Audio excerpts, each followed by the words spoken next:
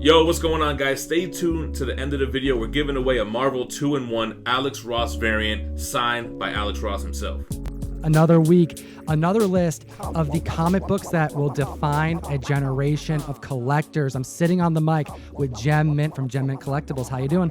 Yo, I'm doing good. What's going on, Tom? Dude, I'm super stoked, man, because every week we get to sit here, hit the subscribe button, Comic Fam, to go over the books that are spiking the most, the hottest in the market. All of the back issues, it comes to this list that focuses on longevity, that focuses on the stuff that's popping most in the market. And I think we should hit this list off starting at number 10. Number 10 on the list is a book that I'm so excited to see is getting some recognition. This is Robert Kirkman's Invincible #1. Now, this has always been like a $500 book in a 9.8, but really more so just because of Walking Dead, right? Walking Dead #1 took off, it blew up. So around that time, everybody started picking up Image #1s. You got Saga, Witches was hot for a minute, and then Invincible, which is actually Robert Kirkman's book prior to Walking Dead. Well, now it finally has a reason to start making some noise because of the animated series that's in the works for Amazon Prime. I'm super excited about it. What about you, Tom? Dude, I've been stoked about this. This is one of those books that got me into reading comics aggressively. And this was like a $500 average sale for quite some time, but we're seeing some major spikes to 9.8s after this cartoon keeps getting teased. Yeah, this is the first appearance of Invincible and his father, Omni-Man, which I love that name too as an omnibus collector. This book has a print run of approximately 10,800 copies, and we're seeing some 9.8 sales up to $1,500. Ooh, and that's why it's gotta make the list. A newcomer to the top 10. This is actually a list that you can get access to by downloading Key Collector Comics, the best comic book app that exists on the market for both Androids and iPhones. And if you use code TOM101, you unlock a free 1-week subscription and you help support the show. But Gem, let's take a look at the list here at number 9, because we have a book that is coming back on this list. And this matters, Comic Fam. Longevity matters with these comics. This isn't a traditional list that you can find in the market. This is unlike anything else because the books that make it here, they not just place themselves here, but it's because they have positioned themselves above their competition. They're rising above. It's not so much about books falling off, more about the market moving in this direction even more. We have Batman Beyond, issue #1, first appearance of Terry McGinnis making this list. Yeah, you know what's interesting? He's the only Batman Beyond on the cover. So Terry McGinnis doesn't actually wear the costume or become Batman Beyond until issue 2. So that's actually a book that I'm going to keep an eye on, because when this book, this #1, starts outpricing itself, people are going to look to that next key, which is issue #2. How much is this book going up? Outpricing itself, as Jem says, $1,300 average sales. We had 2 major sales this past week, and I want to throw this out there. Now that people are speccing on Batman Beyond, that issue 2 is a great pick. I also am taking a look at some of the other versions of this issue because there's actually a handful. Let's talk about the 2 different Six Flag versions of this comic. If you look at the bottom left of the comic books, you're going to see a Six Flag logo where you would typically see a UPC. Now, these comics are considered second prints and variations. They're not as wanted in the community, and you can tell that you're dealing with them because it does say Six Flags on the bottom left.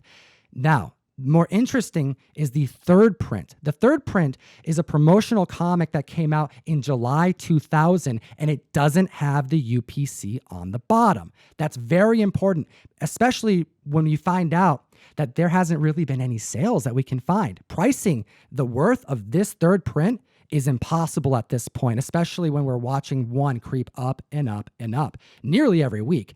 Last but not least, we have the newsstand edition. And Jem, we've been chatting about the importance of newsstand editions. We know that one exists for this run, and experts are saying that the newsstand version is the one that is the most rare and the most coveted. Now, last but not least, these promo editions, there was also one that didn't have a UPC or a logo in the bottom left. It was a blank square. Yeah, that square was actually there so retailers could stamp their logo on it. Yeah, they can put like some marketing or something. So you're going to find a lot of copies of this issue with straight up Sharpie written there or just some type of stamp that was used. So keep an eye out for these books. There's a lot of spec happening. All right, number 8 on the list. Speaking of newsstand editions, this is Amazing Spider-Man 361, specifically the newsstand. And it's kind of what we've seen in this last month with these books. These first appearances that have scarcer versions of itself, like a newsstand, which we've learned Amazing Spider-Man 361, it's about 1 to every 4 books is the newsstand. We're seeing that being more sought after and going up in value. That's right. We have directs hitting 500. Where are these newsstands hitting now? This week, 9.8 newsstand copies have been selling for an average of $675. Wow. Okay, near $200 difference from a book that just a couple months ago were selling at the same rate. This is a change to the market, Gem. 2020 is definitely the year of the newsstands.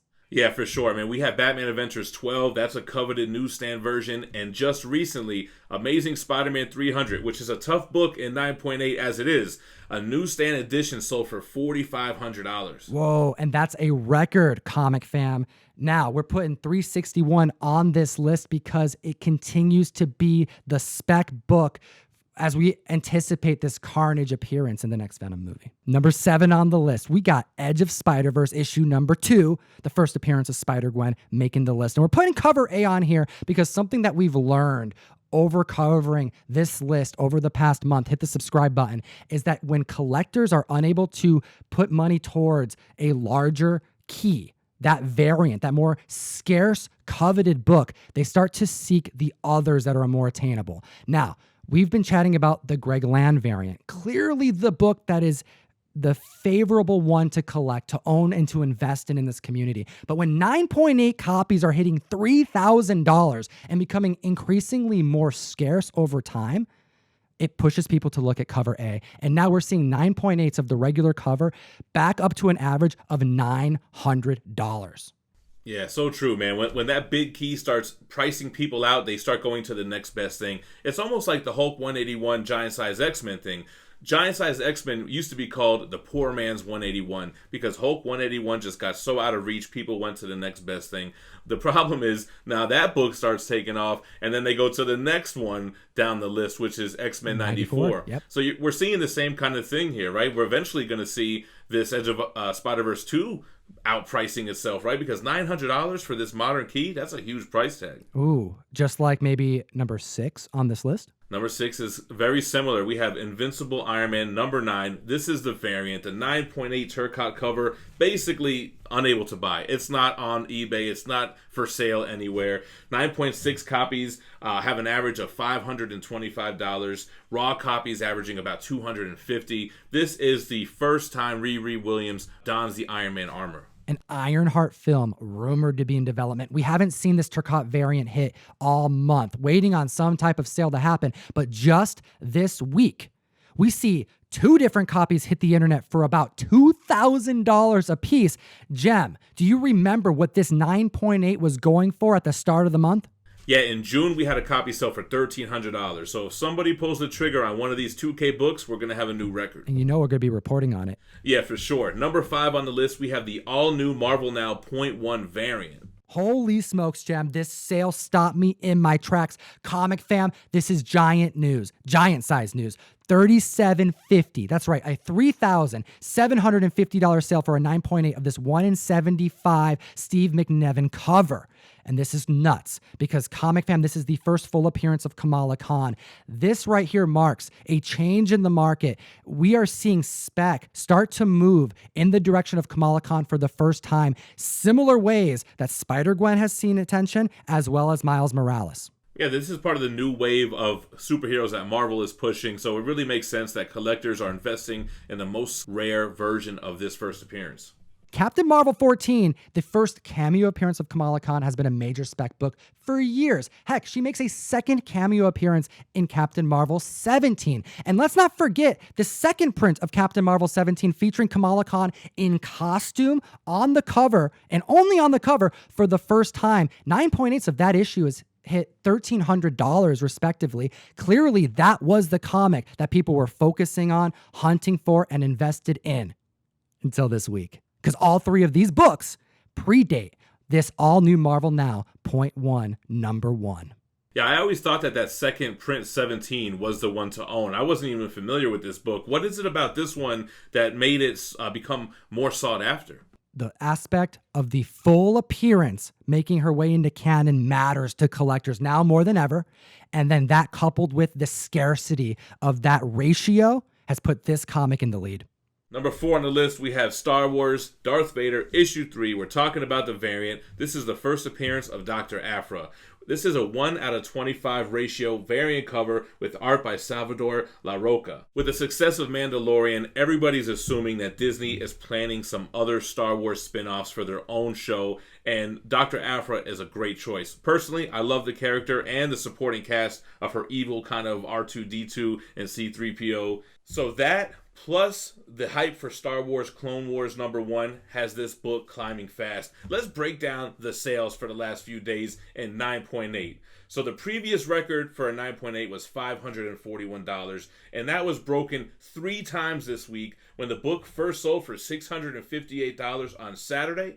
Then it sold for $682 on Sunday, and finally it sold for $700 even on Wednesday. These 3 record prices in the span of just a week show the interest in this book. People are trying to jump in before it gets to out of reach prices like Star Wars The Clone Wars. Oh, you just foreshadowed number 3 on the list, Jem. Yep, and speaking of Star Wars The Clone Wars #1, that is number 3 on the list. This is the first appearance of Ahsoka Tano, and it is the Dark Horse 100 variant with art by David Fioni. This is limited to just 1,000 copies. We were reporting 9.6 sales at $1,600, and then bam, a raw copy sold for $2,000. So just imagine what a 9.8 would go for if one were to hit the market. Comic fam, we're not just going to let you hear that and walk away and forget about it. He just said a $2,000 raw sale. We were seeing a $2,000 9.6 sale last week. Imagine what a 9.8 will go for, knowing that this raw book is hitting these numbers. Heck, cover A, standard cover A, 9.8 is hitting $1,500. Clearly, this is the spec book for the Star Wars universe. I think, do have the Amazing Fantasy 15 of the Lucas Empire. Number 2 on the list is a book that can't stay off, but it's gone down in price. Oh, that's right. Kind of. Here, we'll get into it. We have Venom, number 3, the third print, showing null on the inside for the first time and on the cover for the first time as far as direct sales go. And we're seeing a stabilization to the market a little bit because we had a lot of hype. We had a lot of, news broke recently about the King in Black coming. So naturally, it's going to even off just a little bit, resulting in a little bit of a stabilization of the market. 9.8 is hitting $850, just down about $50. However, it's staying at number 2, hottest back issue of the week, because we actually see 6. That's right. 6 different CGC Signature Series 9.8 copies going for over $1,000 of this book this week. It can't stay off, and I don't think it's going anywhere for a bit. Yeah, Donny Cates and Ryan Stegman recently visited CGC for a private signing, so you're going to expect to see a lot of Signature Series books hit the market. I'm watching this book. I want to see what collectors decide to do with this because these books are going up, and people are trying to decide if they're going to move them now or if they're going to hold out. I think we're going to see some more of these signed copies hit the market after this recent signing, and it may become the book of choice similar to some other variants on this list. People wanting that yellow label. Yes, sir. And then what we got for number 1 on the list, the hottest superhero in comics right now, Ultimate Fallout 4. We're talking about the A cover, the newsstand edition, first appearance of Miles Morales. That's right. This book isn't going anywhere, Jem. $1,000 average sales for this newsstand. 9.8s. It's near incalculable what this book is worth because it's rumored that they're under 40 even existing. That's right. We have an estimate of as low as a 1 to 3% of the 74,000 direct copies that were printed that got that newsstand UPC on the bottom. And that's making this only one graded 9.8 on the census, this new benchmark for Miles Morales' coveted keys. Yeah, it makes sense. If Marvel's going to make Miles Morales their new poster boy for the company, they're giving him his own movies. He's got his own video game coming out. Is he going to show up in the MCU? That'll really solidify it. But it makes sense that collectors are going to go all in on the most rare, exclusive version of this book. Miles Morales has made this list for this month every single week. Cover A has made this list. We were chatting about the Zizek variant twice in this last month for new records. And I want to remind everybody that this newsstand made the list the first week of the month because of record-breaking sales. We got to be watching Miles Morales. And Comic Fan, you got to be sticking around because we're making this video every single week. So hit that subscribe button. All right, guys, we got a winner for last week's giveaway, the J. Scott Campbell Spider-Gwen variant. It is Matthew Rabin. He said, "Where's the love for the comic book variants of Edge of the Spider-Verse?" Congrats, brother.